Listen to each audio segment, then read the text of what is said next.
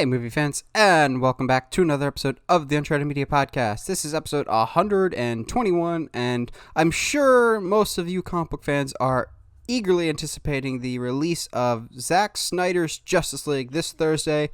I'm looking forward to it, too. The more trailers we see, I'm more and more looking forward to it. Plus, believe it or not, it's getting actually some pretty good critical reception. However, in terms of, the nerd lore, it's probably third tier and most excited list. Like Falcon Winter Soldier is probably number 2. And then number 1, which I'll talk about here in a little bit, Nightwing has returned to his glorious days. But before we get into all that, all the movie news, all the discussion, Josh, how you doing this week?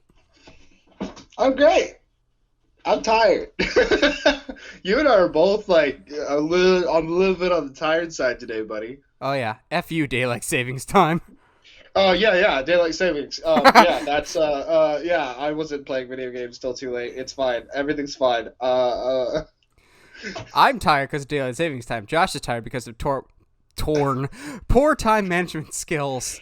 Okay, here's the thing, man. When you work a lot, and nighttime is the only time you get to relax and actually do anything. Okay. I don't know why I'm getting addicted to Legends of Runeterra, but it's happening. I am halfway done Uncharted 2, and that makes me. That just warms my heart. Dude, it's so good. Okay, for those at home, so I have good. been begging and pleading with Josh literally for years to play Uncharted. So out of the blue, he just randomly texted me, but he it's finally happening. I'm starting Uncharted 1. And I'm like, hallelujah, praise Jeebus. And I told him, he's finally playing Uncharted. And then you text me back 10 to 15 minutes later. I'm like, I kind of really love this. And I love Nate and Sully. I'm like, vindication, thy name is Uncharted. And just, okay, since we're on the topic, first of all, I beat 1 in a day. It's short, it's real short. It's not hard, really. The only thing that makes it hard is the terrible gunplay. I was about to say, the only thing that is hard is the climbing, not the climbing. Yeah. I shot you in the head 4 times and you're not dead. I don't understand how I can shoot you with a pistol twice in the head and you're dead, but I shoot you 5 times in the head with an AK, and you're not dead. How does this work? But then on the flip side, you'll have some guys that you shoot once with a pistol, and they immediately just drop. And I'm like, yeah. No. Has this happened to you? It's the worst thing with Uncharted. You got somebody with a sniper. They're in your sights. As soon as you fire, they move their head. You're dude. You're like, you just knew. Okay, so with that being said, though, the skill level required for 2 is weirdly so much higher. Yeah? And I don't get it. The sneaking is so hard, almost at times unnecessarily hard. There was what was it? The level where you're at the museum trying to get the pipe or whatever. Okay, yeah. I think I'm just a little bit after that. Was it the big huge courtyard part? Yes. It took me 2 hours, and it was one of those I'm sitting there I can win consecutive 3 games in a row in Apex Legends. This should not be this hard. Why is this hard? No, that took me way too long because you'll get it down and then a guy will turn around and you're like, how do you see me? Yeah, there's no way you didn't see that because I literally killed a guy right in front of you. Okay, whatever. It's good though. It's real good. You watching anything good or just playing stuff for now? I've been watching a lot of YouTube.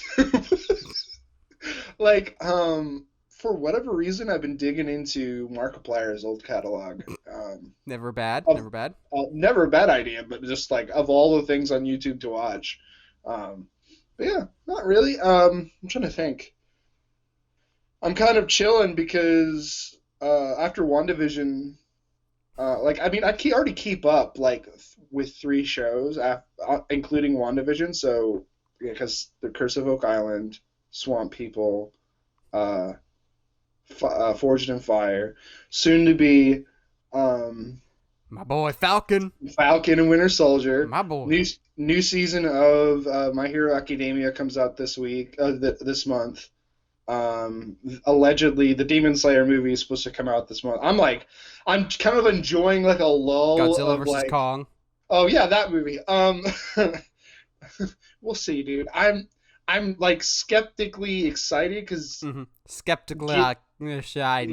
yeah, it's just after the first two, like they're great, they're cool, they're monster movies, but I Yeah, I have a little bit more faith because it's a different creative person, and I need to go back because you keep saying I need to watch what was it 2016's Blair Witch by Adam hmm Wingard, and Adam Wingard's doing this, so yeah. I'll go back and watch that also because in my stuff that I've been watching, we didn't have last week's episode because I was not feeling up to it. My voice just wasn't great, and I was a little under the weather, which means I could catch up on a lot of movies.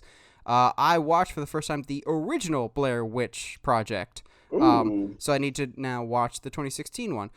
Um, Blair Witch scared me, but not for like the reasons you would think. Like the witch or whatever wasn't scary to me. The movie does such a good job of making you feel like these characters are lost in the woods, and I've never been scared of that until this movie. Just like Yeah. I want to get out of here, please. And just the stress and anxiety of I want to get out, please. Let me out. It's like what's it? The whole time it was like Steve Carell when he's in the cone of silence. Of just let me Yes. out. Let me out. When I go to silence. But yeah, it was good. Not spectacular or whatever, but I appreciate its significance and horror, and it stressed me out of get me out of this woods. Now I need to see the 2016 version. Let's see. I also watched Annabelle Comes Home. Okay. It was fine. It It's was an not as good as Annabelle Annabelle movie. Creation, but it was better than Annabelle. However, I'll say Annabelle Comes Home is the perfect example of something we'll talk about later of a movie that's in the middle in a world that we don't really want movies to be in the middle. Um, hmm I watched 2018's Tomb Raider. God, that movie sucked. That was so boring. I watched Coming to America, which, believe it or not, is the first new movie I've seen in 2021. It's been that long. It wasn't bad. It wasn't as bad as people were making it out to be. Also, it wasn't as good as the original. Watched 2005's King Kong. Good God, that movie's too long. 3 hours for a King Kong movie is unnecessary. I don't care if you're Peter Jackson. It started off so long as that so well, and then it just kept going and going. And then lastly, I watched Mulan from last year. Woo! I watched it free on Disney Plus, and I want my money back. Like, Yeah. there's just so much about it that I'm like, are you trying to do a Mulan movie? Because this is not how you do a Mulan movie. You have a supporting character named Cricky because you don't have the actual cricket. You just have a fat dude named Cricket. I'm going, are you kidding me? Or like, I've been saying forever that the movie didn't need Mushu. And there is no Mushu. There's a phoenix that helps her on her journey, which, like, at one point she's lost on her way to the camp, and the phoenix shows the way. I'm just like, if you literally just kept hiking for maybe another 30 minutes over this hill, you would have gotten to the camp. You did not need this phoenix.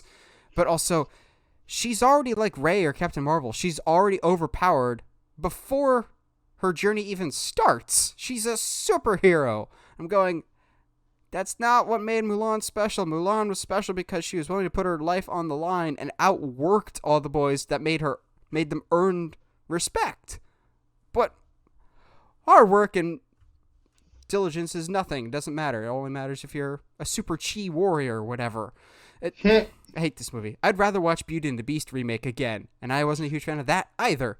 But because I believe in the power of positivity like the New Day, we are going to talk about some positive things that have come out as of now, less than an hour ago since I've experienced this, before we get into our news topics, because it's something near and dear to my heart.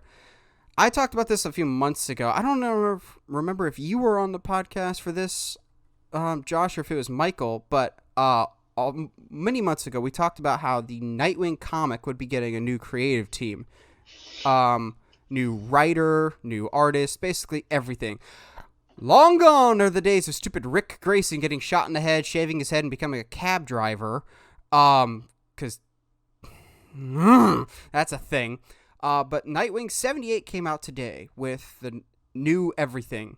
and it has been a very long time since I have loved a single issue so much.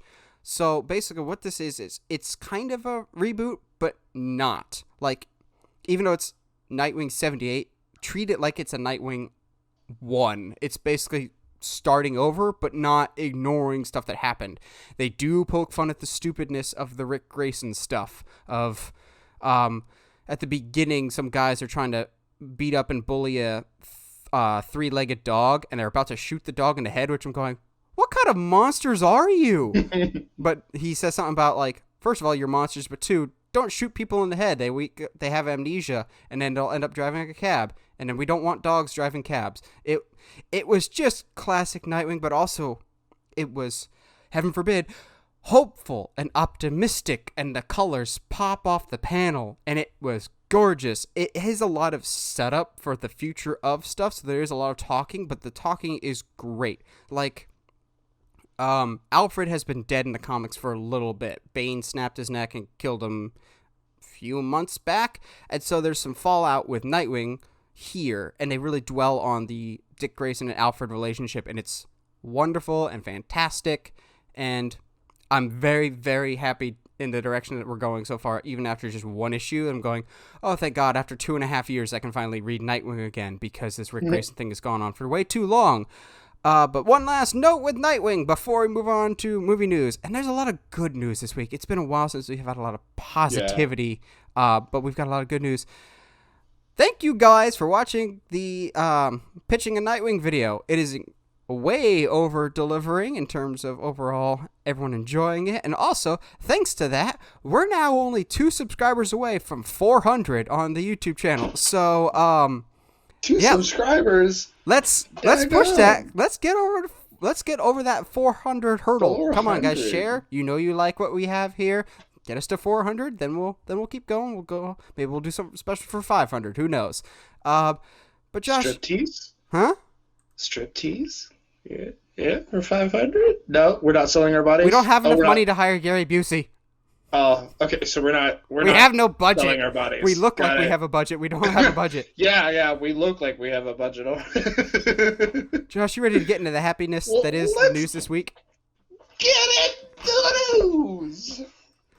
Like I said, this is the first time in quite a while that the news is mostly optimistic, because in the terribleness that is the world right now, a lot of movies have been delayed or had issues. Basically, nothing's come out for a while. We're starved for content. And it felt like every single week, this movie's been delayed, this movie's been delayed. Well, for the first time in a very, very long time, a movie's going the opposite direction, and it's coming sooner than it was originally intended. A Quiet Place 2 is now not coming out in September. It's now coming out Memorial Day weekend. And in the words of the great Medea, hallelujah. I thank God. Now, to be clear, this is still a delay from when A Quiet Place 2 was supposed to come out. I still feel bad because A Quiet Place was the first movie that got delayed when COVID hit. Because I remember everything more or less went into lockdown like Tuesday or Wednesday, and that Friday was supposed to be when A Quiet Place 2 was going to come out, because certain members of the press and early reviewers had seen the movie, and it still bothers me to this day that there's a good chunk of people out there that have seen A Quiet Place 2, and I am not one of them, because the first one is a masterpiece. On my way to pick up the Nightwing comic today, I was listening to some soundtracks, and the music from the I Love You, I Have Always Loved You scene comes on. I'm just like, oh yeah, it's a kick in the balls today, but it's good. This is encouraging, and wouldn't it be ironic that the first movie that gets delayed in the COVID era is the first movie to come back into theaters when we're out of the COVID era? I just hope other movies take this trend. I don't think they will. I think the only reason that this movie was pushed up is because Fast and Furious delayed itself again, and that time slot was open, and they're like, we'll hop on that business. This is just goodness. This is happiness. We're finally getting new content. Like we said, Godzilla vs. Kong is coming out later this month, but it's been so long since we've had a light at the end of the tunnel going, oh, a new movie. You see this, Josh? I don't know. Are you excited for A Quiet Place 2? Yeah. Like it's one of those like I'm not used to like new movies coming out, so it's like I don't know if I know how to emotionally react. And Mm-hmm. like it's been so long since I've seen the trailer that so it was like I don't know. Like yeah, I'm excited because it's Quiet Place 2 and the first one is absolutely incredible. So I don't want my indifference to come across as like I'm not excited. I haven't had this emotion in a while. I don't know what to do with it. I think, at least for me, it's hard to, and I'm hoping this marks the end of this. It was hard to keep track of what is coming out when. Like, Yeah.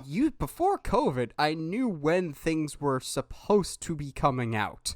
Like, Uncharted was coming out here, A Quiet Place 2 was coming out here, Black Widow here. Now it's like, so hopefully this marks the end of delays and we can see things again and not just this is Yeah. coming new to a streaming service near you. Like, don't get me wrong, streaming services are fine or whatever, but it's different seeing in the theater. I couldn't even imagine watching the first A Quiet Place at home. That would suck because just that was a theater experience. It's meant to be seen with the surround sound, everyone in hushed tones getting really, really anxious. So I'm hoping this is a signal that movies like Black Widow, which is also supposed to come out in May, kind of stick to their release dates. It's looking good so far with vaccines.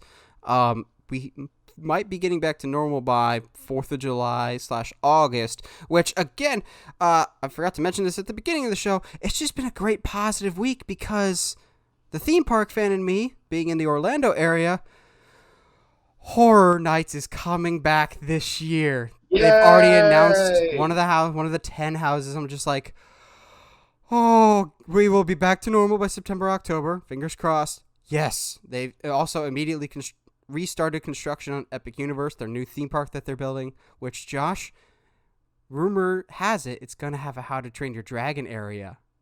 Well, now I know I have to, come visit. I mean, outside of Halloween Horror Nights, uh, now I have to go get like ride Toothless. Like this is it's just something that has to do.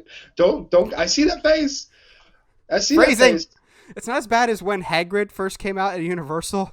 Everyone's like, we're gonna go ride Hagrid, and we're going, nope. Mm, But yeah, just so you know, Josh, that this new park is rumored to have a How to Train Your Dragon area, a Universal Monster area, and Nintendo Land as some of its signature areas. I'm going, let's shut up and take go. my money. Yeah, absolutely. I can't. I was thinking about it the other day. Like, there's a lot of things that I hadn't realized how long it's been since I've been. Like theme parks. I can't remember the last time I've been to a theme park. I can't remember the last time I've been to like a live music concert. Like so, like, and not just Mm-hmm. like because of COVID, but just in general. I was Just like, in wow, general. huh. Looks like I need to go visit my buddy Nathan sometime. September, October, man. September, October. Or just Let's do anytime, it. really. Anytime works. But this is, again, to bring this full circle, this is good news. This is, for those of us that try and remain optimistic throughout dark times, this seemingly is a light at the end of the tunnel. I guess you could say it's some good news. Which, whatever happened to that? Like, I know it got bought out by, like, CBS or something. Then nothing came of it. I thought they were doing a actual, like, show version of that, but maybe not. But yeah, this is good. This was one of my most anticipated movies of the year, and just having a new movie again will be a wonderful thing. Now, our next few topics are all DC related, and I'm all about it. So the Flash movie is set to start filming within the next few months. And finally, we actually have some casting in this Flash movie of Flash-related characters, and not, here's another Batman, or, here's some other DC characters that might be showing up. this time now we actually have Flash-related characters in his love interest of Iris West and his mom. So they are bringing back Kiersey Clemons, who was in the Snyder Cut version of Justice League, but we haven't seen that yet. So I'm curious to see. I don't know. I haven't seen Snyder Cut. I'll watch it Thursday. I'm not working that day, so I'm planning on watching it all in one sitting. But I do think it's interesting that they are bringing back someone from the Snyder Cut. Like, they didn't have to do that because the theatrical version, we never saw what Iris West was like. I think it's either one, it's a testament to Kiersey Clemons' acting ability. I'm not sure I've seen her in anything, but I think it might either be a testament to her acting ability that they're like, no, we still want to keep you. You had promise. So maybe she is really great in the little bits that we know she's in for Zack Snyder's Justice League. Or something that I've thought for a while is this Flash movie will wipe away the Snyderverse, but it will still happen. Like, think of it like DC Comics, that the New 52 was an era that happened, and then Rebirth happened, and it didn't mean that New 52 didn't happen anymore. It didn't decanonize it. It's just that universe doesn't exist anymore. So I think that might be a play here, further tying in the Snyderverse, leading into the events of Flash, like Ben Affleck's Batman. Obviously, is the Batman and Flash knows. So maybe. I still see her sticking around. Now, we also have the casting of his mom with the actress, forgot her name, Maribel Verdu, who I'm not entirely sure who that is. Hispanic actress, so they're changing up nationalities, which is totally fine. I think it's about time we got some casting of Barry Allen's mother. If the whole point of the movie is going back in time to save your mom's life, then let's, cast the mom of all people. Nah.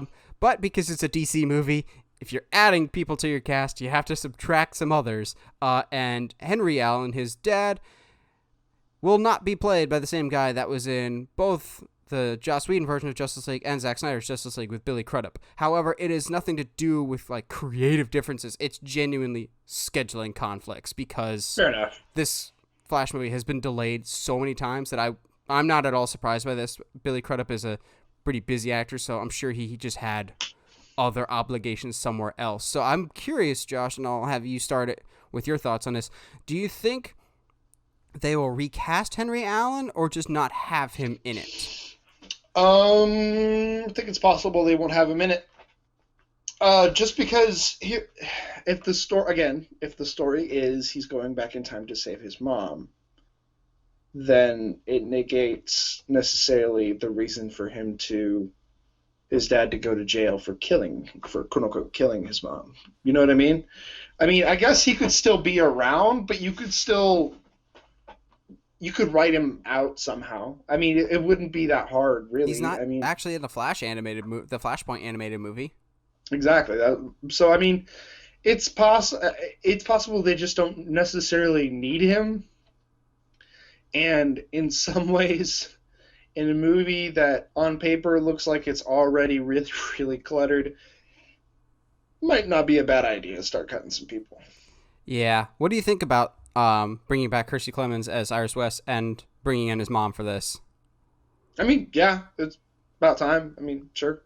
You need an Iris in a Flash story. And you kind of need a mom in a Flashpoint story. Well, so about time. Flash's mom is like Bambi. She's basically there to die. Yeah. She's the Uncle Ben of timelines and continuities can change, but one thing remains the same. They always have to be dead at some point. Yes. We haven't talked about it in a while. What are your hopes or expectations for this Flash movie? That it comes out? Right now, yeah, probably. I mean, I think you and I both share the same thought that this is like their way of being like, all right, cool, we're done with the Snyderverse, we can move on from here, and I'm okay with that.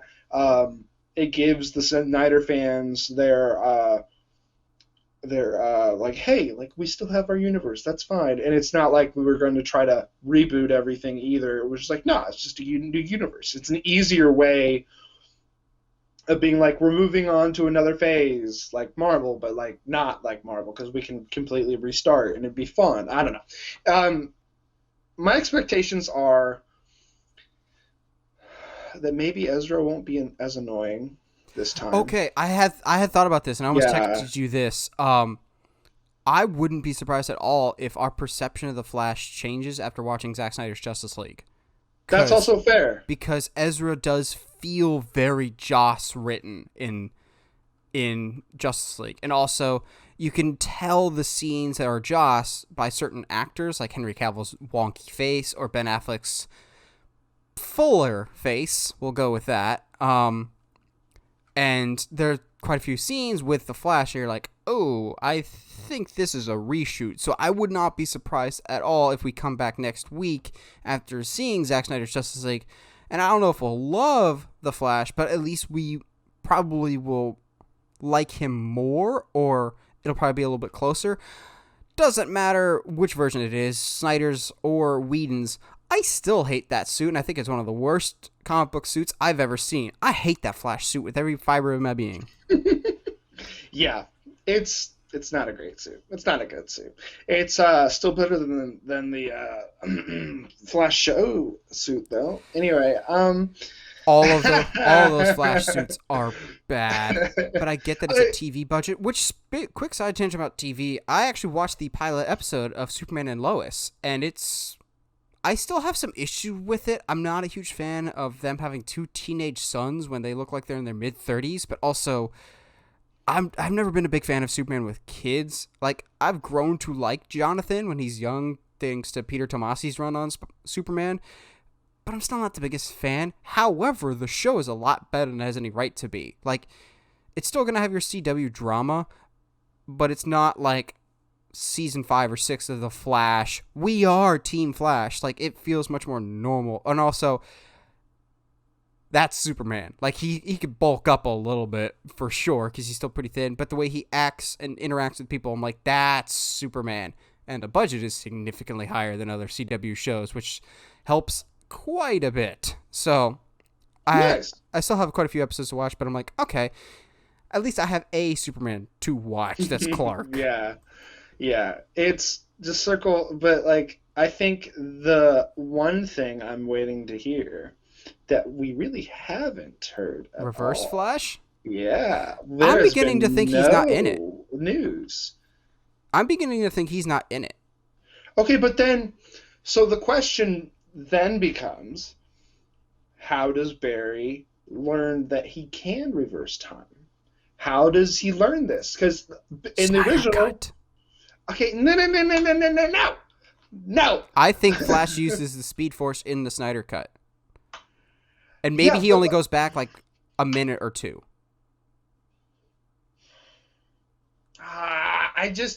But even then... Also, just weird side tangent with how Zack Snyder does Flash. And it's bugged me forever. And it's such a weird complaint, but at the same time it's not, because it's kind of important to the character. Why are his speed trails blue and white? Why is it not orange and yellow? Because blue and white is the fastest light trails. That's the fastest way you can go. So, like, he's an amateur Flash, like, he's still learning. Then why is his speed trails not orange and yellow? Like, that's just kind of... He's got the red suit and the yellow trails. I still don't understand the blue, but it's a weird nitpick, but at the same time, there's a reason why it should be that color, if that makes sense. I almost want to say that the red and yellow speed trails are just because that it's his suit. But yeah, I think you can make that argument, but I don't know enough about Flash lore to really like peg that home. Well, you know whose lore we do know very well? Ooh. We know Batman's lore incredibly well. Yes, sir. Thankfully, finally, no, he's our next topic. The Batman has wrapped principal photography. They have wrapped their main filming, which still means they have reshoots, or they have scheduled reshoots if they so desire to. But by and large, the main chunk of filming is done. I'll also give them major credit. after fandom related stuff, we've heard nothing about this movie. Like, nothing's leaked out or anything. No casting calls for more circus performers. I'm still holding on to that. There's some report going around from some sources that I don't particularly like. They're like, the Waynes might, Thomas and Martha might be revealed to be evil in this movie. I'm going, yeah, I kind of got that vibe from the trailer, but also they've been doing that for the past few years. That wouldn't be a groundbreaking revelation. Yeah. Like, the Telltale game did that. Joker kind of did that. Like, I don't think they'll go full evil, but like they might have some connections to the what's that thing? Who is it? Who? Mark my words, Riddler is not the main villain of The Batman. I've been saying it forever. Josh looks lost.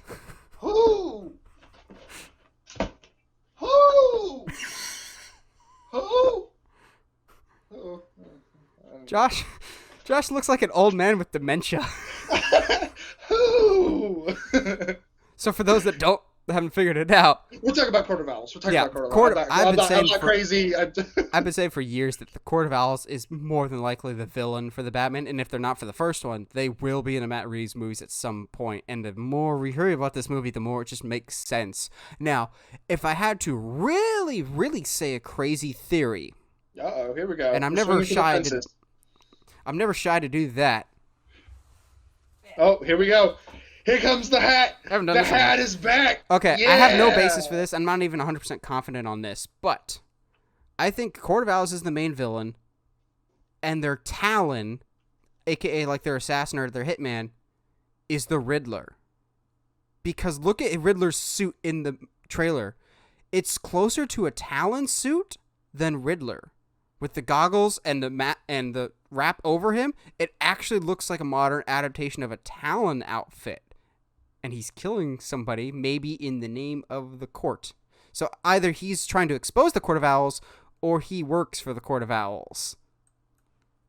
It's an interesting theory you got there, bud.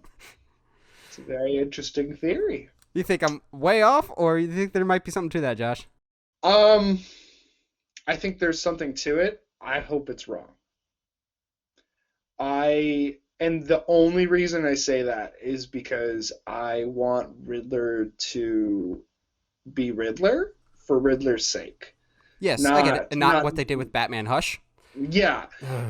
And that's my other worry is because minus the goggles, he does have a Hush vibe on his costume. So at least that we've seen in the trailer. Yes, which I wouldn't be surprised now that we're done with filming if we get more marketing. Like, this is still a long way away. I think the new release date's March of next year, I believe, like March 22nd or something like that. But now they can kind of like drip feed us some stuff of maybe like they won't. They won't. I bet they might. Around if we are back in theaters, I wouldn't be surprised if we get a new teaser trailer sometime around the summer and maybe a poster.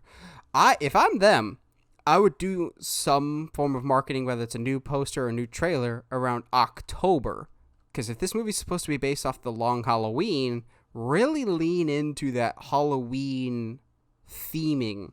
I'm just glad this movie's done. There's always a chance for reshoots or like pick up photography of like B-roll and whatnot, but this movie was filming for so long due to all the safety protocols. I'm just glad this is done. It's something to look forward to, and I'm pretty confident saying it won't be delayed again. The question is, it's a long shot for sure, but is there any chance that it might come out earlier than March?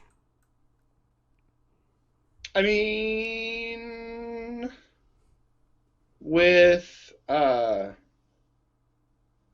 what movie's coming out? Quiet Place. With Quiet Place being moved up, I don't think that's outside the realm of possibility. I don't want to completely discount it because I feel like I've done it enough, but this Christmas is when Dune is scheduled to hit theaters. And maybe, just maybe, I know Dune, they want Dune to be a massive franchise, but that's a prime slot. Again, this might be a little bit out there. They might swap Dune and the Batman and have Dune come out in March and the Batman come out in that prime Christmas slot. I have no reason or basis to think that. That's probably just me hoping to see the movie 3 months earlier. But now that I've said it out loud, it kind of makes sense to me because so far DC has done incredibly well with that December slot. Shazam, Aquaman. I feel like Wonder Woman was a the first Wonder Woman was a spring release. Wonder Woman 1984 was a Christmas Day release. I don't know how that's turned out financially for them, but they've done well with that December slot. So I wouldn't discount it moving up again. If nothing else, I don't think it'll ever be delayed again. Yeah. But yeah, I'm looking forward to, now that it's done, getting stuff from it, like behind the scenes pictures or posters or just more material. Because I feel like before the lockdown, we were probably just a few weeks away from getting like a Catwoman character poster or an official poster or something else. So just bring it. But to be fair, I have enjoyed how little marketing we've gotten. I have enjoyed. I mean, I understand they're not done filming yet, so obviously it's probably going to ramp up a little bit here. But I've really liked how quiet they've been. We have that one trailer, a few still pictures, and that's it.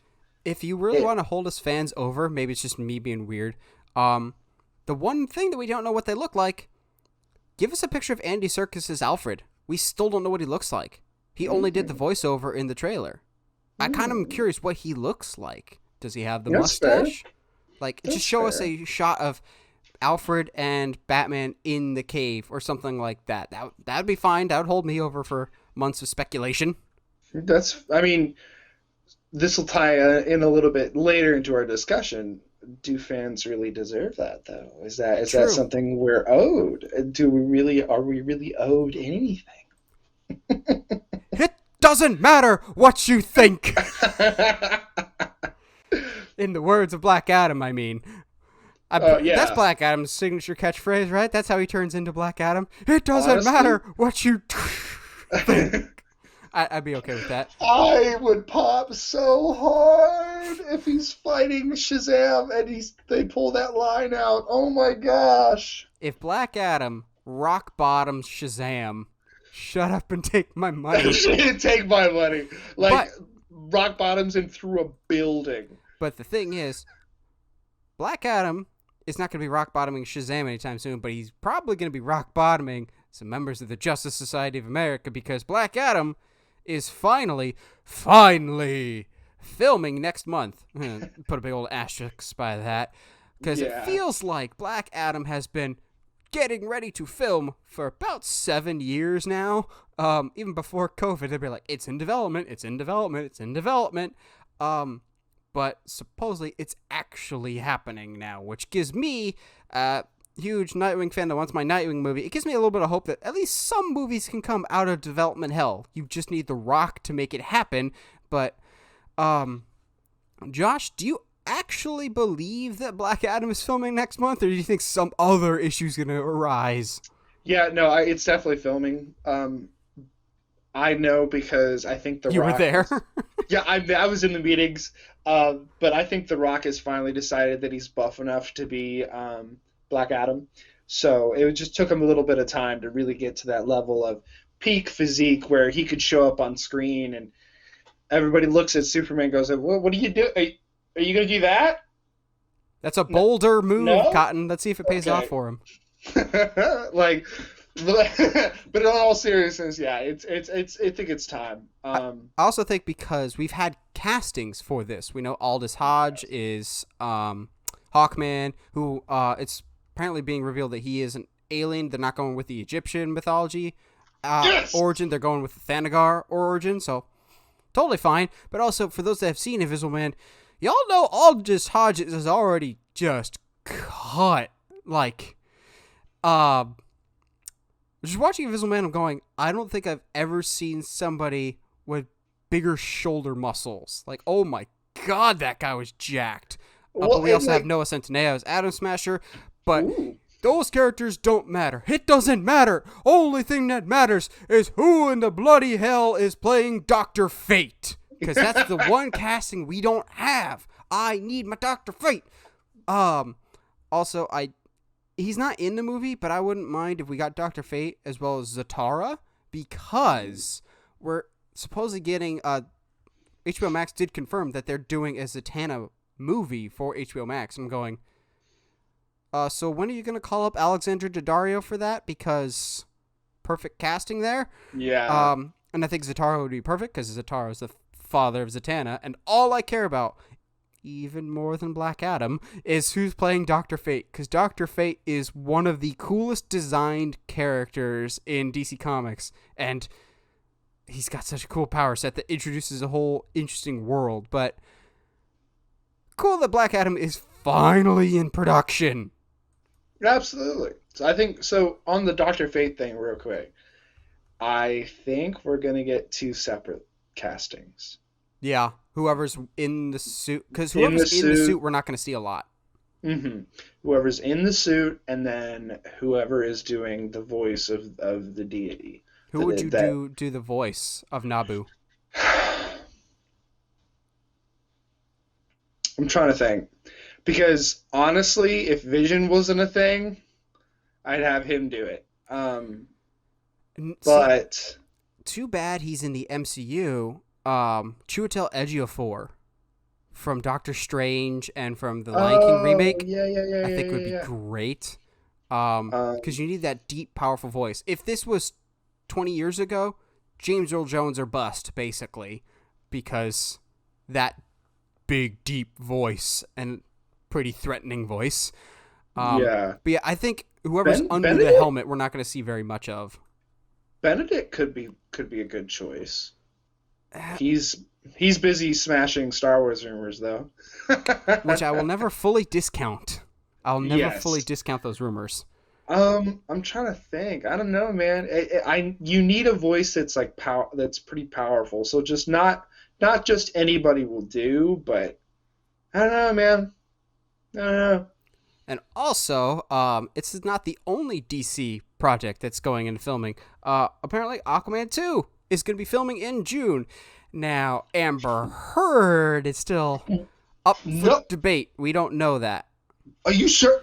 I thought I saw that she was fired. Check your sources. Everyone, I know what you're talking about. I'm Googling on I know what you're talking about because a lot of people are sharing these articles that Amber Heard has been fired from Aquaman 2 and replaced by Emilia Clarke.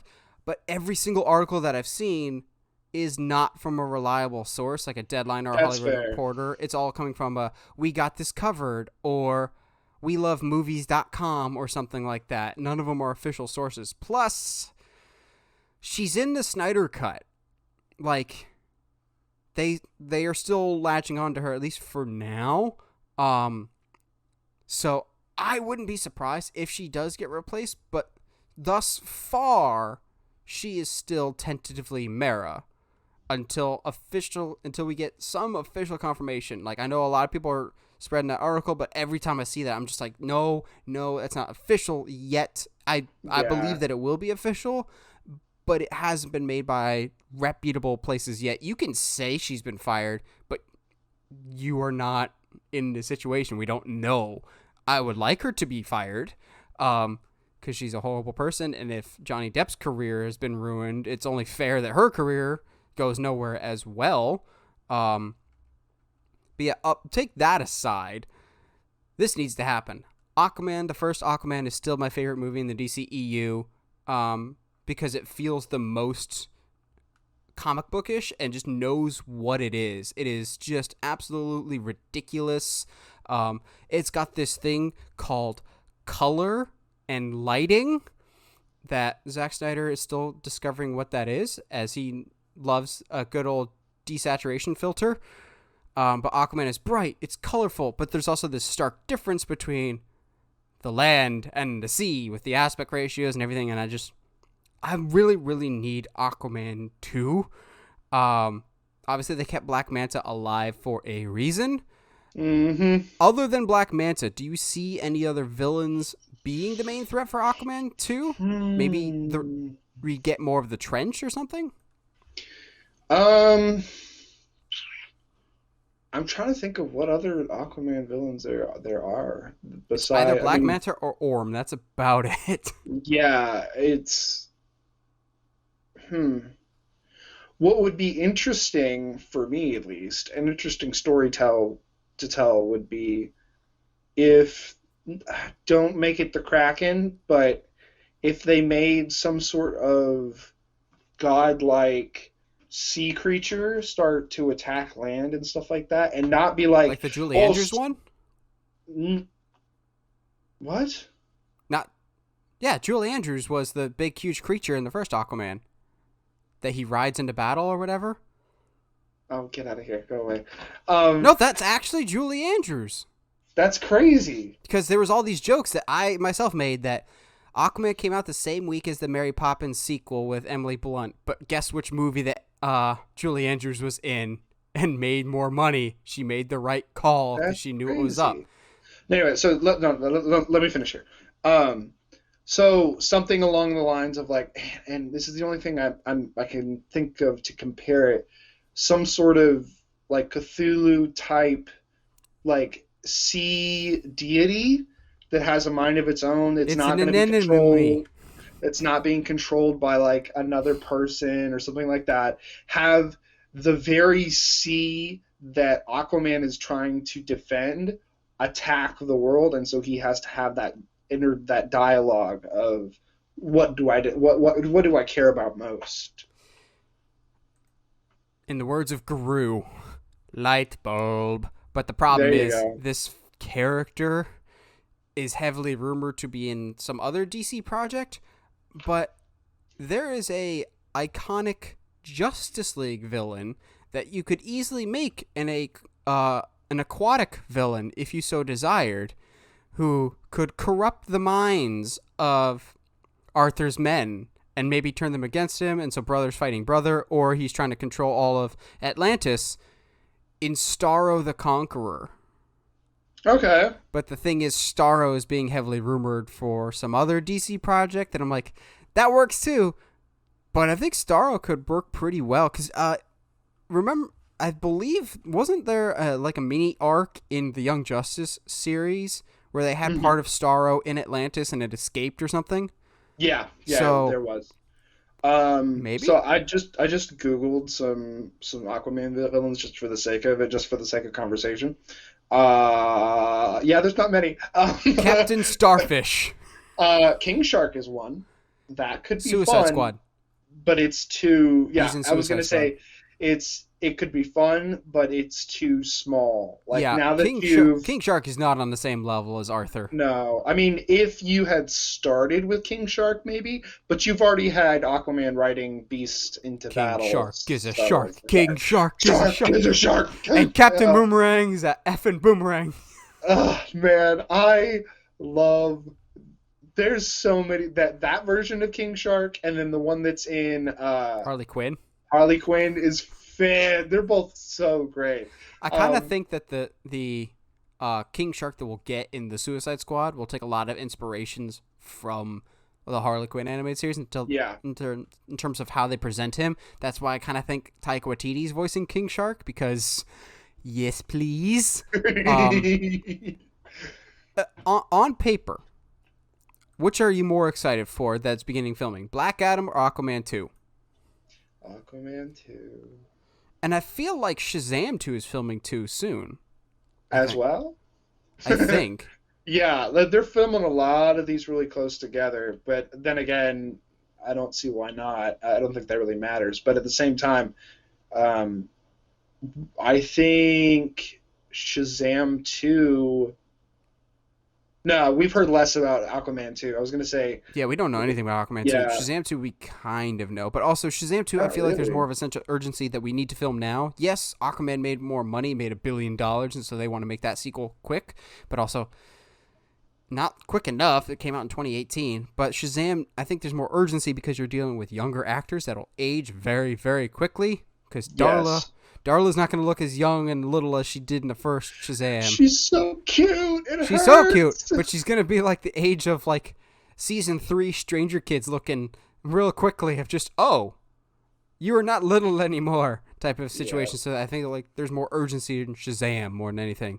For our last news topic, we have something not DC related, but honestly, it's something I'm super, super excited about, and not enough people are talking about right now, because this kind of flew under the radar because I thought we were done casting for Mission Impossible, but apparently not, as it seems like Rob Delaney, Carey, Elwes, Mark Gatiss, and some others have been added to the cast of Mission Impossible 7, and presumably Mission Impossible 8 as well, seeing that they're no longer filming back-to-back, but I'm still under the impression that they are connected movies somehow.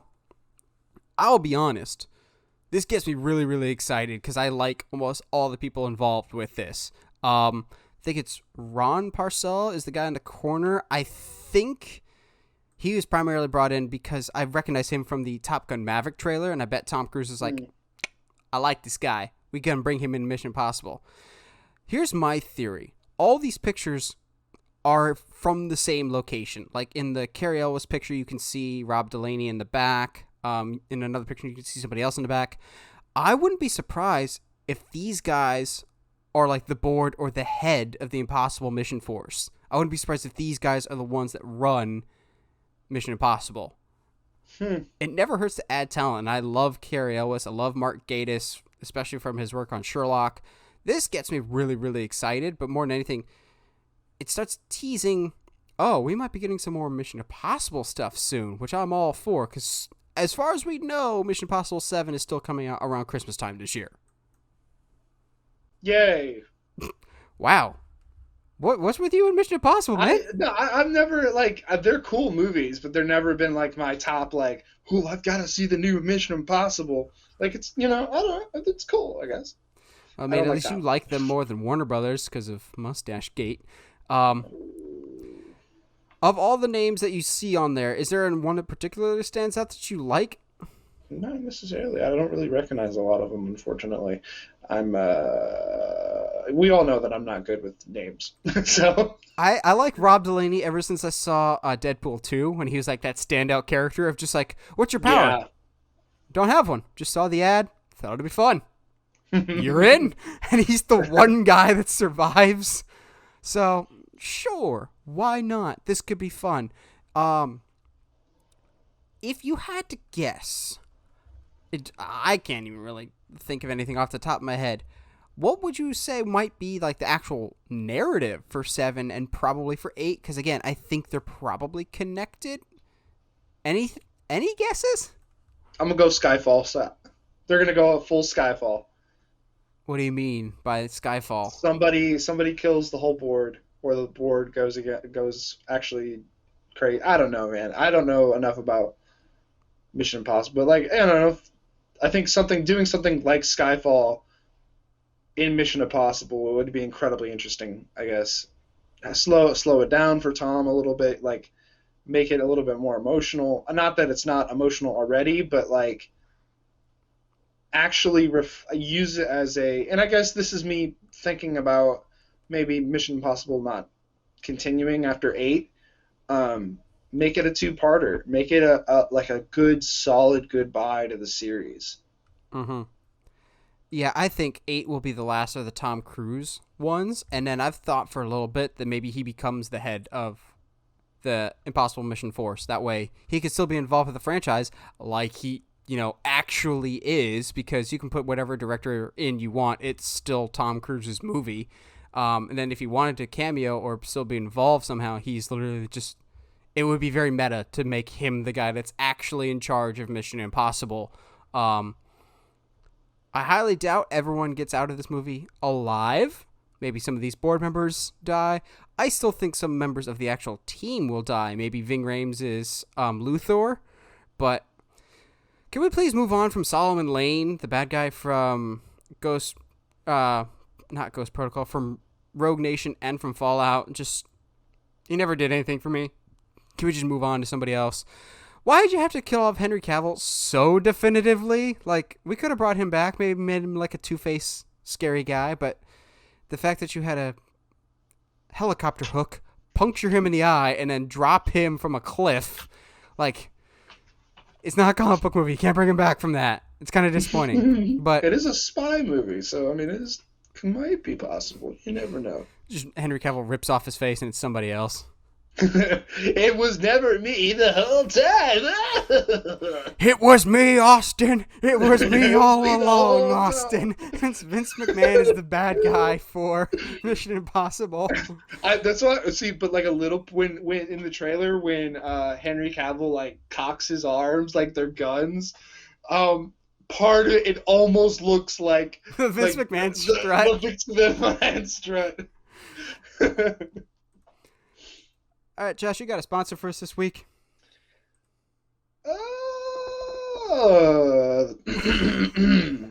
This episode of the Uncharted Media Podcast is brought to you in part by Bang Energy. When you stayed up too late playing video games and you still have a lot to do today. Bang has been in my head lately because I don't know if you've ever heard of Trevor Wallace on YouTube, but he's got this skit of every time you drink Bang, he's like, whenever I drink Bang, I can see other people's words. Someone in the background, it's because you're reading a book. Oh. Bang! That's great. That's send it to you. Like, I'm just like, oh, I could picture several people doing this. So Bang this energy. week we thought we'd do a different type of discussion. Fandoms are both it's a double-edged sword. They're both a good thing and a bad thing. And when I think fandoms these days, I think Snyder Cut. For better or for worse. And so with the Snyder Cut coming out this Thursday, which again, why is it coming out on a Thursday? That's a super random day. We kind of wanted to take a step back and kind of evaluate the state of fandom, like a state of the union address, but for fandoms, what do we see as like positives? What do we see are the negatives, and why do we think fandoms are the way they are in their current state? All right, internet. Good night, everybody. But no, there's a lot of stuff to break down with this. I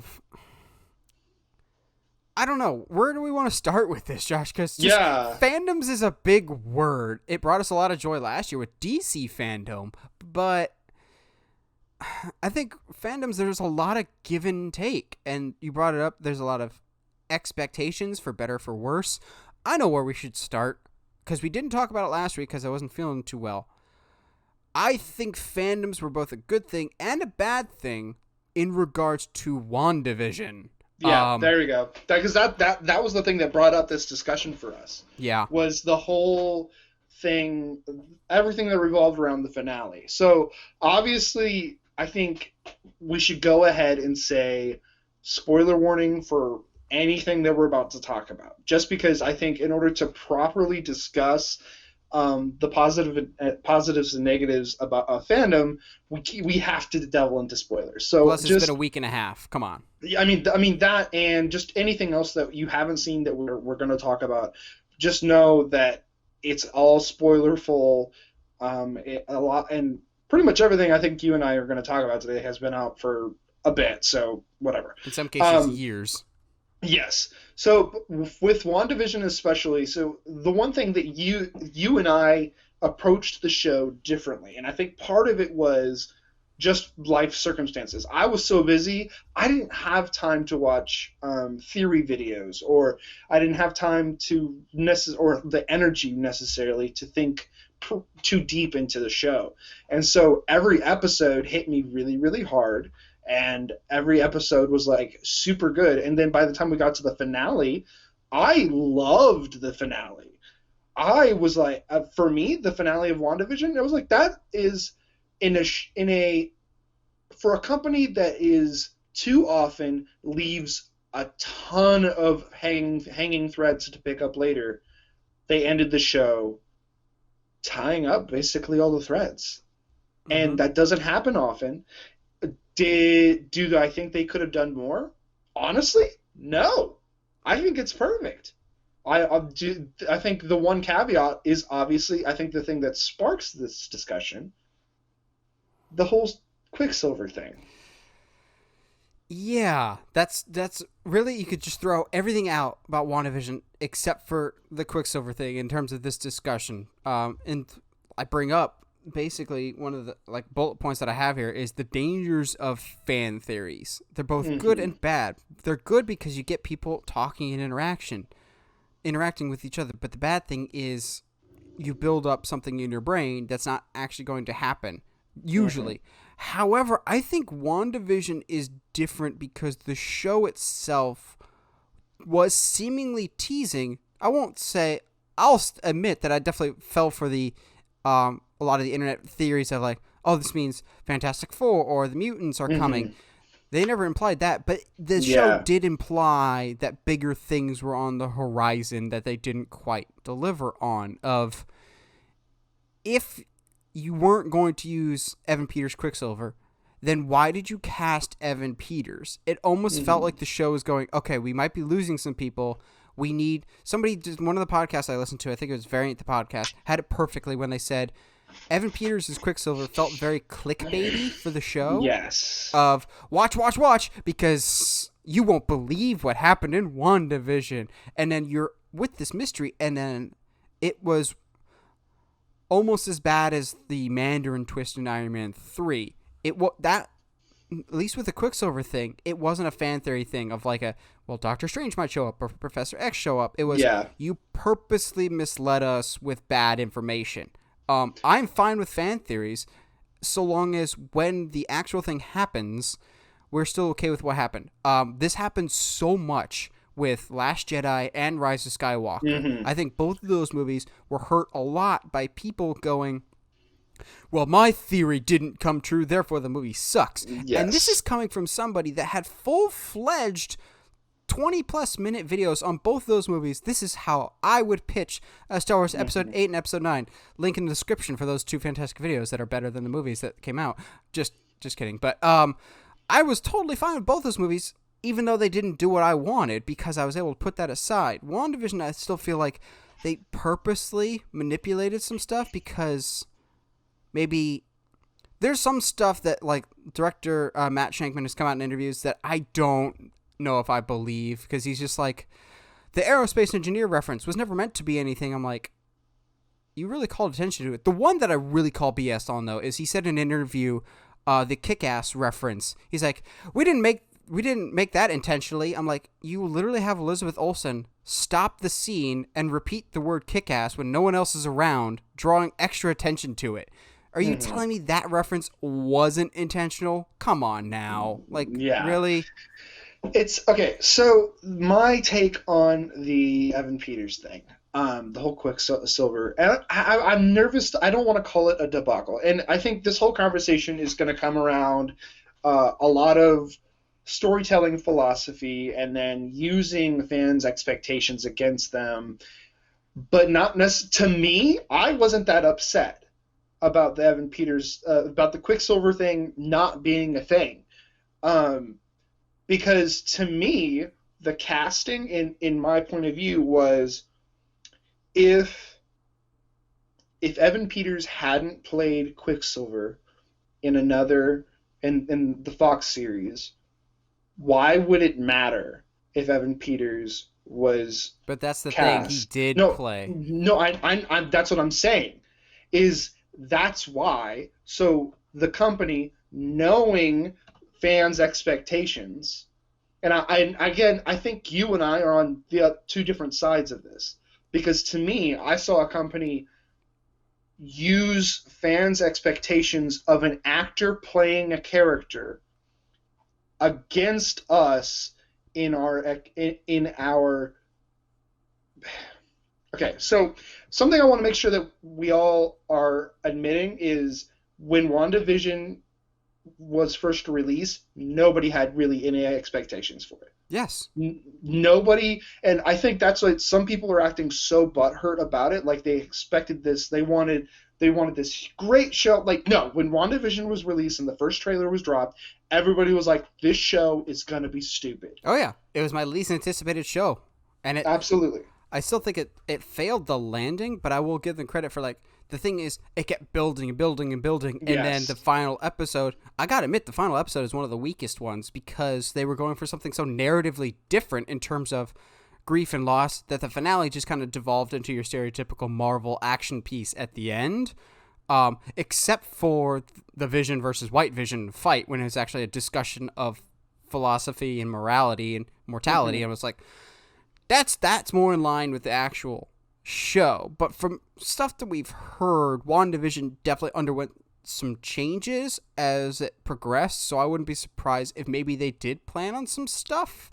I think people were also mad because they made no qualms about, they said for a fact WandaVision would be the kickstart for Phase 4 of events in WandaVision would set up future movies. And maybe it does, but I think people were expecting more obvious setups. Not to the level of Nick Fury showing up at the end of the first Iron Man going, we're assembling a special team, we're calling it the Avengers Initiative, or something like that, but at least some more breadcrumbs than we got in terms of what future projects were. It was similar to me of, in Far From Home, we were expecting big end credits of what comes next, because Spider-Man Far From Home was the end of Phase 3, ushering in the new phase, and we get Nick Fury on a spaceship, which really wasn't that exciting. Like, we now know it's Sword, and Sword was in WandaVision and everything else, but it really wasn't a groundbreaking end credits like some others have been in the past.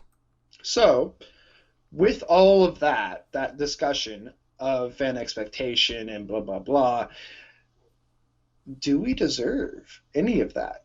Is it the company's, is the creator's job to make sure that we're happy, or is it the creator's job to tell the story that they want to tell as effectively as possible?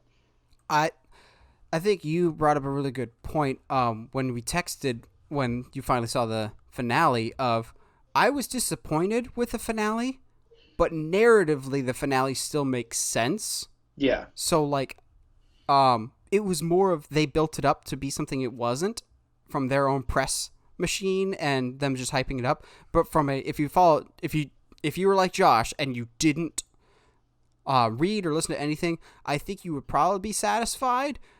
So from a narrative standpoint, WandaVision is pretty solid. It's just all the stuff that was teased and set up didn't pay off. But you bring up deserve, which brings up me to another one of my bullet points that I wanted to talk about, is a lot of times, and I'll be the first to admit that I'm guilty of this, as is a lot of people, fandoms are very guilty of what I'll call possession, of feeling either you owe something, or because this is how I like it, this is how it needs to be. And I'll be honest, I've struggled with this with Zack Snyder's Superman, of this isn't the Superman that I know. It's different. I want it to be how I know it because this is how I think it should be. Well, I'm not the person making it. There's been different incarnations of whatever, but people are so hung up on, this is what I believe the character should be. This is what the character means to me. Therefore, this is what it has to mean to everyone else.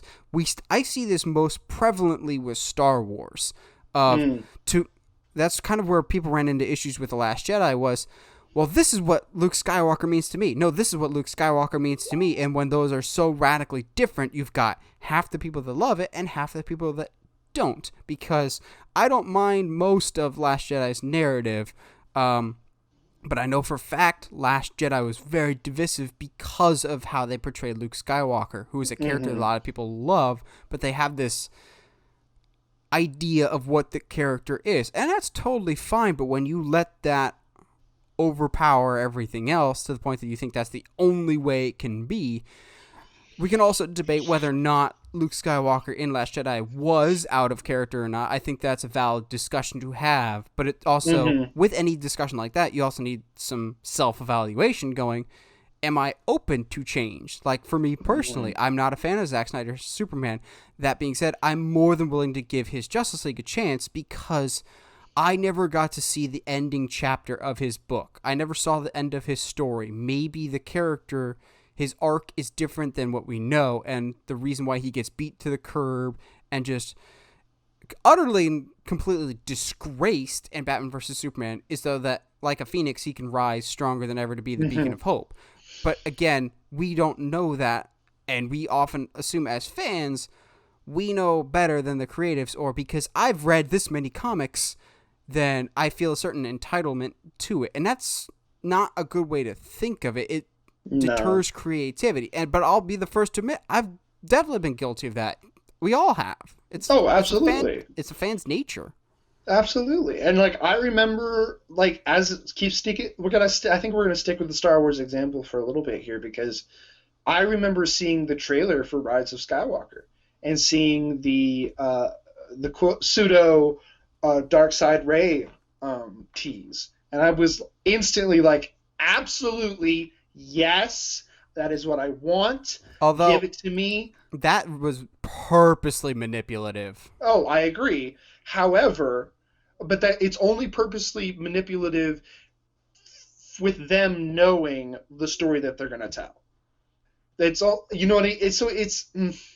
It's really, really hard to think philosophically as a fan when it comes to these things. I think one of that meme I sent you, what was it, yesterday or day before, about, hey, if you think you're bad at writing, just keep in mind that you didn't put in front of your billion-dollar franchise and somehow Palpatine came back. And like, just know that you'll never be that bad. But that completely negates that puts small details under a microscope of a larger story. Yes, of what reading or has to analyzing happen. one line in a 2.5 hour movie, it's microanalyzing. Like, you're not getting the full picture. Like, Yeah. again, I bring up Zack Snyder, and I will time and time again, I will be curious to go back and watch Batman vs. Superman after I've seen his Justice League to see if that makes it any better, because I'll understand the full picture. And I think too often with nerd culture, and I'm guilty of this just as much as anybody else, we focus on a specific thing. We focus on the small details instead of big picture stuff. Like, you may not like this line or whatever else. How maybe that little detail, though, is making a huge difference in the grand scheme of things. Like, I don't think the line that you're bringing up in Rise of Skywalker, I know a lot of people focused on how lazy of writing that is. To me, that doesn't change the narrative. It's not like a throwaway line. It's like, we need to quickly, because we more or less have to make 2 movies into 1 movie, we have to quickly explain why Palpatine's back. And it's either, do people get on board with this or not? Because some people, like myself, can just go, all right, that's our explanation, and I would like more, but I understand at the same time we're not going to get more. And some other people are like, no, that's a lazy explanation. And it is, and they needed that more to it. I think I'm hesitant to call it lazy. Because after Last Jedi, going into from a holistic story perspective, the goal is to have a resolution for your characters, right? So with Last Jedi, you have Kylo, who is heading towards a path of redemption. You have Rey, who is battling this darkness, but overall, like, that when it comes down to it, has a good heart and has good intentions. Where's your villain in that? You need to have a villain. So unless you're somehow going to, from a story perspective, take your up to this point hero in Rey and make her some dastardly villain out of nowhere, which is what they should have done.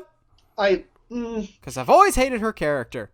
I agree, but I don't think, unless you do that, then you just crush 2 movies worth of redemption story for Kylo.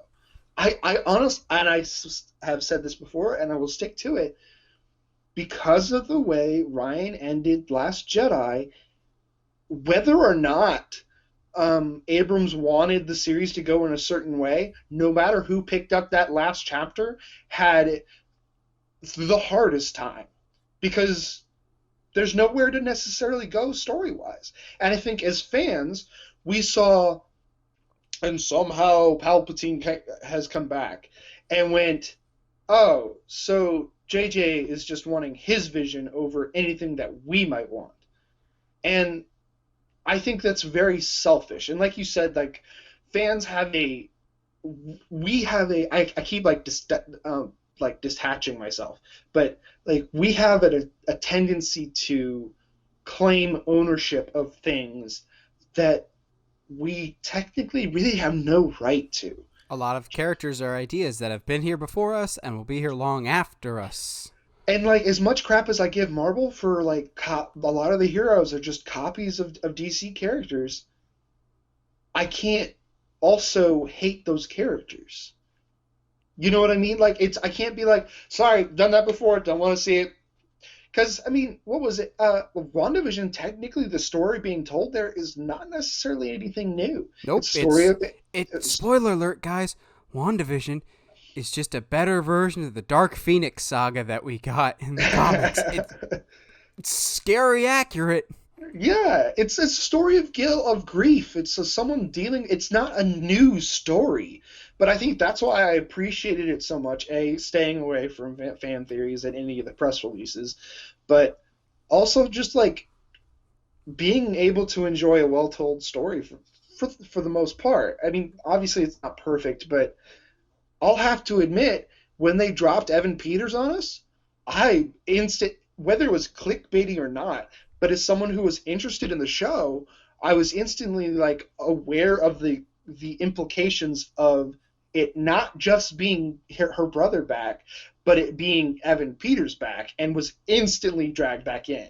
Like, not that I was ever not into the show, but instantly dragged deeper into it. And I think there is something to be said that, and I'm tempted to say the backlash of Evan Peters is the fault of fans' expectations, but at the same time, the conversation we haven't had here yet is what is the responsibility of the creator to the fans? Do they have a responsibility at all? That's the thing is the creators are tasked. The creators more or less still technically are employees of a company.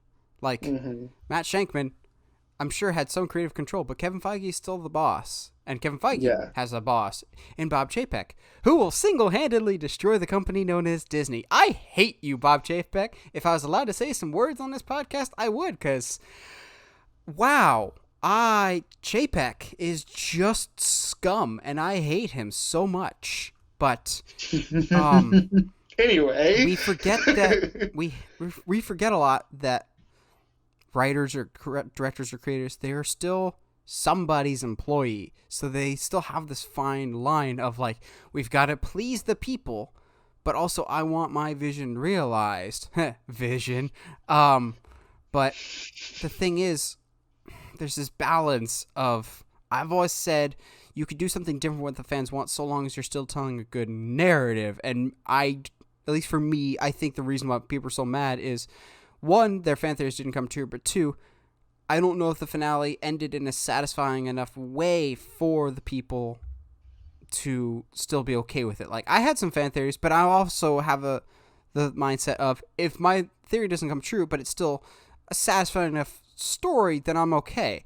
I wasn't a huge fan of the finale just because I don't think narratively it was the strongest way to end the show. I think there's much stronger episodes, and it kept building. It plateaued to me. It goes, episodes 1 through 8 kept building, and then 9 was just there. It didn't keep getting better. There's a lot of stuff that just kind of felt there, like Monica Rambeau getting her powers at the end and deflecting bullets. Doesn't really need to be there at all. Yeah. There's a lot of stuff that's just like, it wasn't satisfying. It felt like they could have had another episode in there, and I think that's also where the frustration for WandaVision comes in, is I've talked to several people, my parents, who watched it diligently. WandaVision felt very dragged out. It did not need to be 9 episodes. This could have been 6-hour-long episodes instead. And yes. I think that's also part of where the frustration for the show comes in, is people go, we spent 9 weeks of this, and we were frustrated with how it ended. Sounds a bit familiar, Game of Thrones. I think the reason Game of Thrones' outrage became so big is because people had spent years invested in this show. You could have 8 great seasons, but if your 9th is bad, people are only going to remember that. Scrubs. That's why I always sing Sykes' praises, is because it went on for 8 seasons, but it ended on top. It didn't overstay its welcome, Scrubs, friends.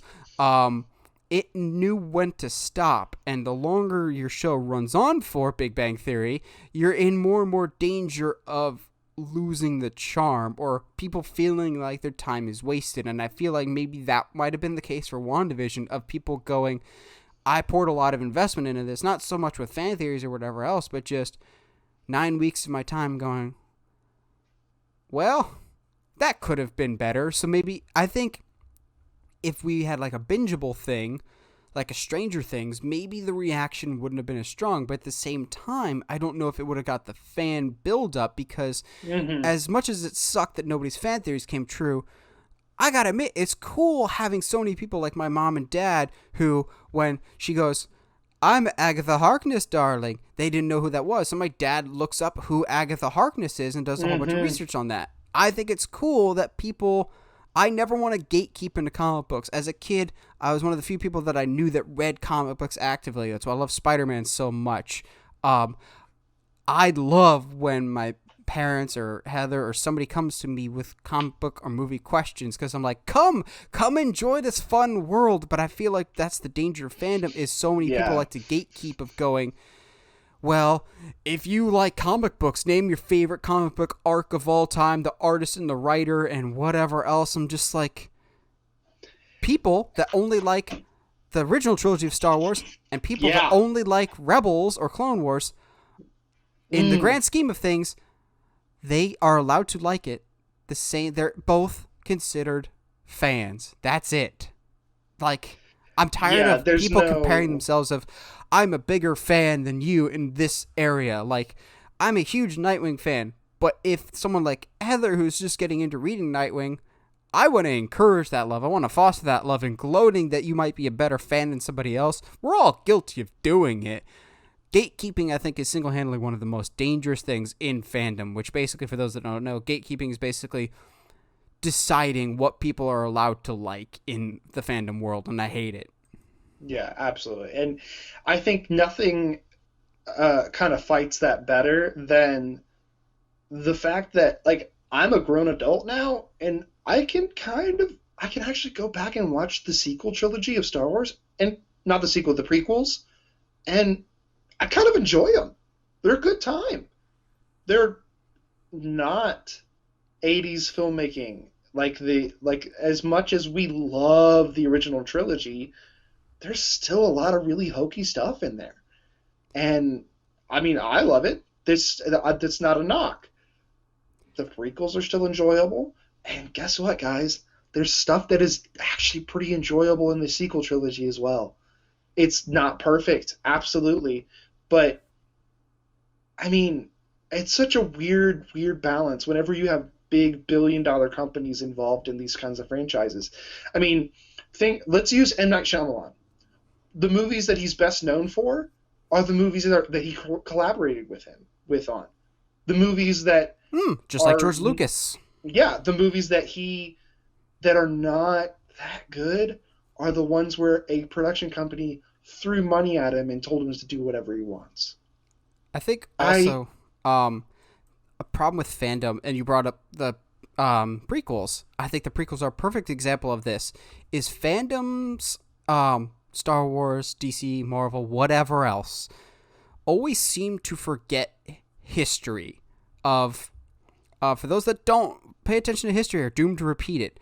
Why everyone's just like, the sequel trilogy is the death of Star Wars. It's the worst thing to happen to Star Wars. I'm going, oh, so you're new to the Star Wars fandom, aren't you? Because people said the exact same thing about the prequels. Now, if you go on social media like Twitter or Instagram, when there's a younger generation on those platforms, like people our age, they'll say the prequels are their favorite things, and there's a whole bunch of prequel memes that I love of just, hello there, and General Kenobi memes, and they're everywhere. And people have reevaluated the prequels.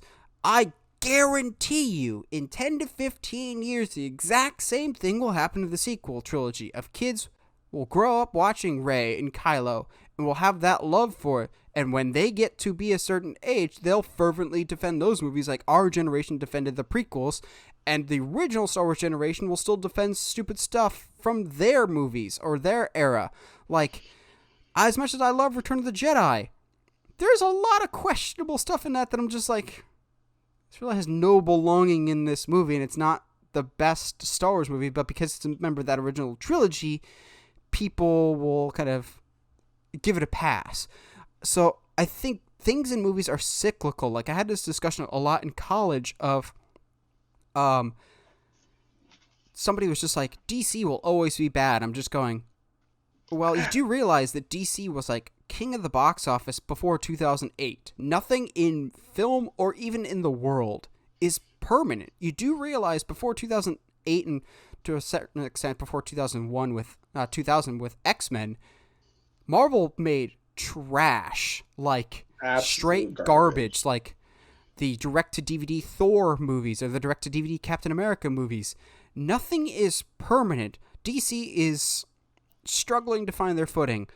It's frustrating for me now, but it's like a bad sports team. No one loses forever. Everything has ebbs and flows. I had this debate with someone in college a lot of, mark my words, there will be a day when DC is a bigger name than Marvel again, and then Marvel will take back the throne again. It's just how things work, but we're so short-sighted.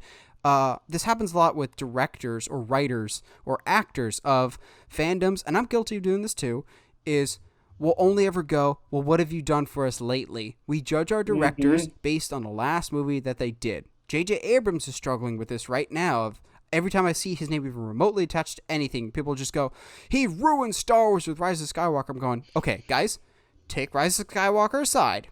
You loved both of his Star Trek movies. You like Super 8.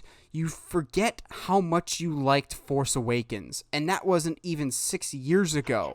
People have too short of memories, and I want people to think big picture a lot because, again, for those that don't follow history, you're doomed to repeat it. And movies and entertainment are very cyclical in that way. And I think fandoms, maybe because we live in the age of social media, we're so attached to the now and the current that we don't think big picture and think backwards in order to think forwards. Yeah, absolutely. And I think, I think saying that Rise of Skywalker ruined Star Wars is incredibly dramatic, and you need to, like, one movie can't ruin a whole series. Yeah, X-Men had like 3 movies that ruined the franchise. Yeah, that's not how this works. You don't get to say, hey, that's a bad series because of one bad movie. That's not who, and I think that, again, we forget, I think, so I'm going to try to, like, wrap this up in not as neat of a bow as, like, I think we can. I think us as fans having a discussion about the state of fandom, we have to realize that much like people at fast food restaurants, directors, writers, cinematographers, they're all people that just have jobs. They all answer to somebody. Somebody's paying them money to make very specific decisions. While everybody does have some creative input, I think it is, I want to say, arrogant as fans to look at products and content and be like, because we love this, it is ours now. And we get to dictate where it goes. I think if you go and you look at YouTubers like Jacksepticeye, like Markiplier, like some of these guys, some of these creators that have been there for a while, eventually kind of go, what the fans want isn't always right. And guys, there's some stuff that I think we want that's not exactly as good as we think it is. You bring up a good point with fans always want a specific thing that I didn't have in my notes, but I really wanted to make sure we talked about is fans don't know what they want. And when you say that, I always think of movie castings. because good God, we can count so many times over. This casting's gonna suck. Robert Downey Jr. as Iron Man. People were not in favor of that. Robert Pattinson as Batman. That's still out, but I mark my words, he's going to be the best Batman we've ever had. Heath Ledger as Joker. Ben Affleck as Batman. There's always these castings that I still see comments to this day that the Flash movie's in production. It should be Grant Gustin. I'm going, people in the fandoms want to stick with what they know because the unknown is scary and it's dangerous. I get that. And people, it's the same reason why people want Ben Affleck to stay as Batman basically forever because they like it, and that's fine. But if we don't get new things, we're not going to get new things that we're going to like. If we still stick with the same thing, there's no invention, there's no creation, there's nothing new or exciting. Like, unfortunately, Iron Man may someday, maybe not Iron Man, that's a bad example, Wolverine someday is going to be recast. Hugh Jackman can't do this forever, and there's going to be a whole bunch of nerd rage when that happens. It all depends on who casts him, whether or not I'll be mad as well. But we always have to keep in mind that that's going to happen, and that's okay because it's something new. We can't stick with what's familiar or same. We get stagnant if we do that. That's why studios sometimes know more than us when it comes to stuff like that. We have to trust them in their casting so we can have a Heath Ledger Joker, or else we would be stuck going, we want Willem Dafoe as Joker, which would be cool, but it might not fit the movie that's actually happening as well. Yes. So to close, I've got two final thoughts of, I think, the single biggest issue with nerd fandom, and then I'll kind of end with some positives of, are there some healthy fandoms out there? Because I've actually had some very good experiences with certain ones, but I think for me, single-handedly, the biggest problem that I've seen with fandoms, and I've been guilty of this too, is we group everything into three categories. It's either the best thing ever, the worst thing ever, or it's underrated and people don't talk about it. Like, it's... movies today, for some reason, can't be just fine. Like, this ties in perfectly when I talked about Annabelle Comes Home earlier.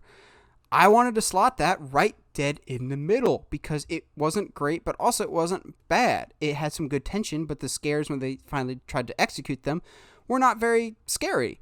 But it was somewhere in the middle. Nowadays, everything, you see it with Last Jedi or basically any Zack Snyder movie, you either praise it like it's the second coming of Jesus or it's the worst thing since your dog died. And there's nothing in the middle. Heaven forbid a movie's just in the middle and good, like Sonic or Dora the Explorer or, I don't know, some other movies. There are movies that are allowed to be just fine. Movies don't have to be the best thing ever since sliced bread. And I think we've lost that because we're so used to like either lists or we want everything to be Avengers Endgame level of big and epic. I'm like, that's not how movies are meant to be. Having something that's just okay is okay. And not everything is underrated. Yeah, and I think too, again, we as fans can be very, very short-sighted.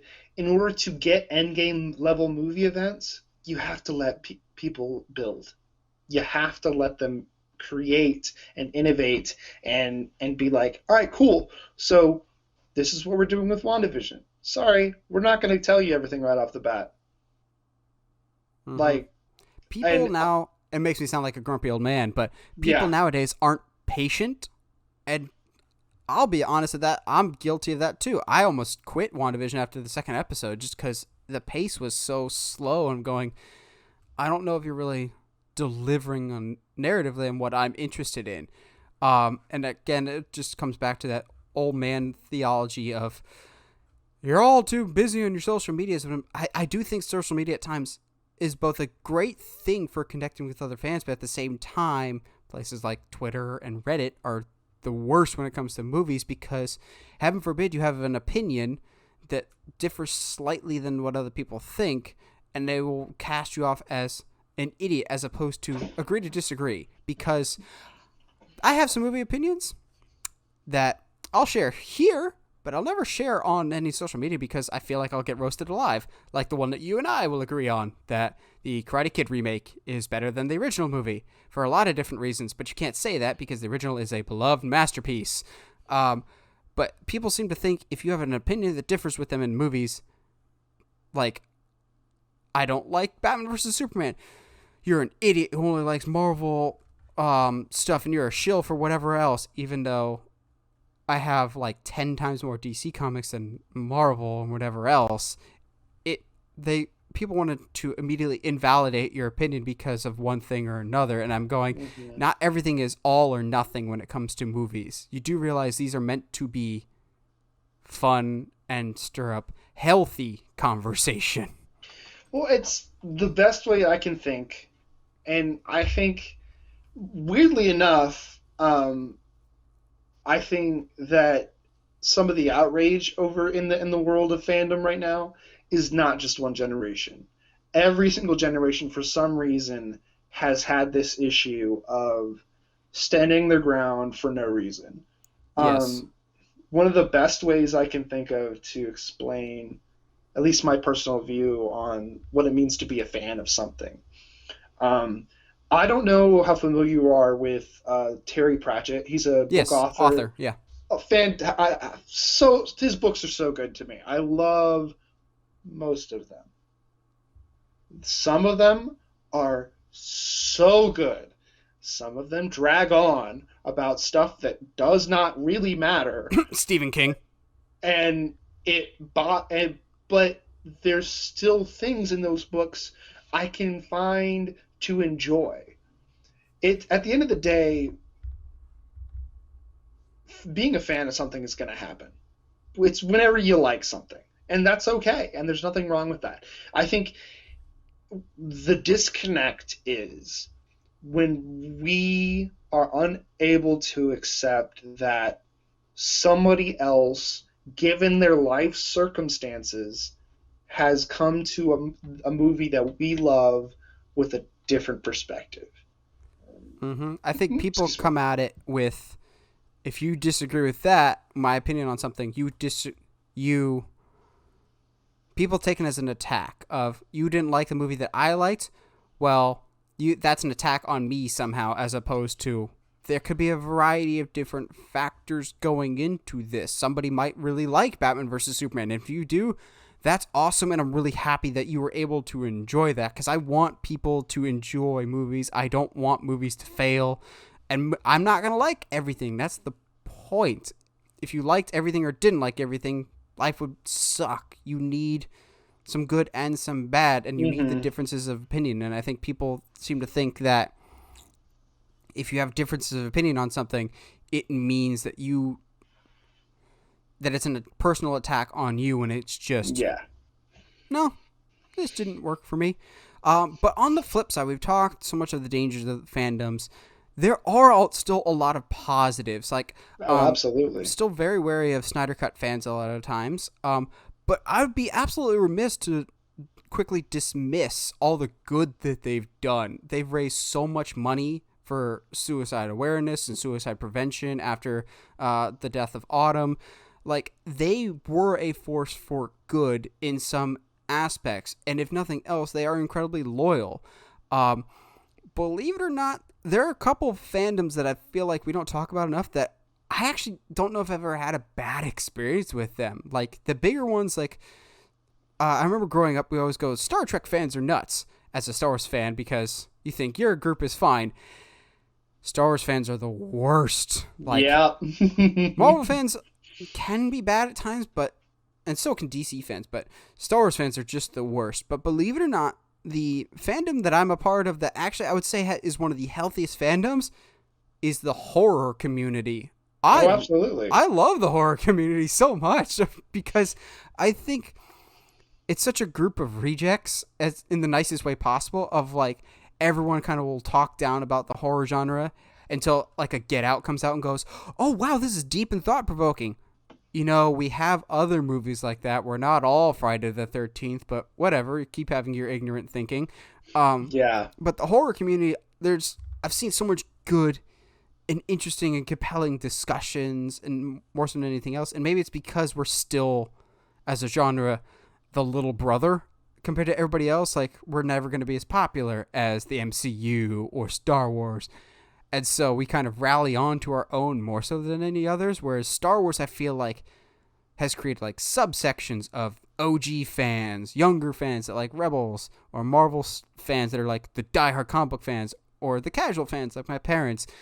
Horror, we're a bunch of rejects, and we're proud of that. And we bond with each other more so. Is there any fandoms that you could think of, Josh, that you're just like, this is a good example of a fandom?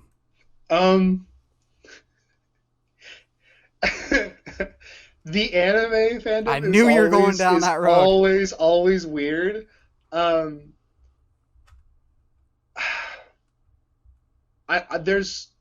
I never have good experiences with Naruto fandoms. They can, yeah. It's because they're gonna run at you at full speed. Bro, so little side note real quick. Jacksepticeye started watching Naruto for the first time ever, and so on Twitter he was like 100 episodes, like 30 episodes in or something like that. On Twitter he was like, "Hey, 30 episodes in, these are my thoughts of the series so far," and like was like, "Yo, Sakura's the worst." And all of Twitter like came after him. And then he said it in a video on YouTube, and all of YouTube was like, "Yeah, dude, she's the worst." It all depends. It all depends on where you say your stuff. And like that's the thing is, so like obviously since I'm a DC fan, I've talked about Snyder so much over the past few months. Instagram loves the man so much. I've seen so many positive posts about just his vision, what people loved about Justice League or Batman vs. Superman for months. And then you go on Twitter and people hate it. But then there's subsections of Twitter. It's just weird of who likes what on what social media. And then you got Facebook where it's just a whole bunch of older people that got rejected from Parler. But whatever. Yeah, it's a wonder that fans still are like, why don't companies listen to fans? Like, which voice you want them to listen to, bro? Which voice? But here's the thing with fandom is you are allowed to like some stuff, but not everything. Again, it's not all or nothing. Like, I love Christopher Nolan. Not all of his movies are good. I think Mike Flanagan is one of my favorite directors working today, maybe even more than Nolan. Do I love all of his movies? Almost, but I don't love everything. I didn't love Absentia. Bly Manor was a colossal disappointment for me. That being said, I'm still excited for whenever I hear his name next. Zack Snyder. I've talked negatively about some of his movies. I love Man of Steel. I think Watchmen is probably my favorite of his because he's allowed to have cynical characters. He can do stuff well. It's not all or nothing in stuff. There's gray area, almost like in life. Not everything is black and white, except for 101 Dalmatians, which we didn't talk about today, but that Cruella trailer is a lot better than it has any right to be. I know how you feel, man. Hey, at the end of the day, though, and I think when you and I wanted to started to have this discussion, and we do have a tendency to be like, hey, guys, like, stop being stupid, to quote Phil DeFranco. But I wouldn't have this any other way. Like, I am who I am because of fandoms. I am, like, my sense of humor has been built around just all of these shows that we all collectively love or hate. And it just, I don't think fandoms is going to change. No. And I'm okay with that. Also not, but I'm okay with it. Because at least we all love something. I think I'm more happy that people have enough emotion to be passionate about something than not. Yeah, if anything, at the end of the day, fandom, it's like family. You get tired of them very easily when they act stupid, but at the same time, they can bring you such joy. Because, like, yes, do I get annoyed with comic book fans, myself included? Yes. But if I had a time machine, one of the first places I would go is go back to Endgame opening night, just to relive that with fans again. Because those type of moments are really, really special, and that only comes with fandom. So there's bad, but also there can be good. It's like a hammer. You can either use it to destroy or you can use it to create. And that's, I'm going to wrap it up and be more philosophical than I have any right to be.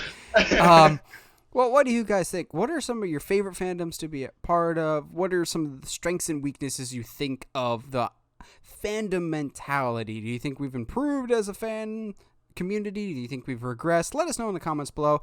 And as always, subscribe to the YouTube channel because, again, we're only 2 subscribers away from 400. So hopefully when we come back next week, we'll be at the 400 mark and we can begin the climb to 500 subscribers. And if you're not listening to us on YouTube, subscribe to us on whatever audio platform you're listening to us on, whether that's Google Podcasts, Spotify, Apple Music. And as always, stay sharp, movie guys and gals.